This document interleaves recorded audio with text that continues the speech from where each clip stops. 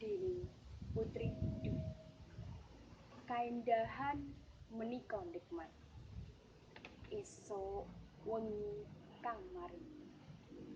Sinar surya maring cahya. Rembulan wengi gawe asmara. Gawe asmara ing Hyang Wasisa. Selawase ing jaman keturutan marang kahanan.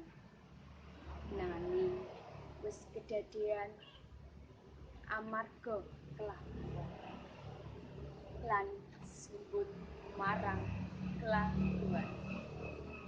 Pratiwi mesti tak gampang kang dadi kelingan. Kelingan ing pikiran.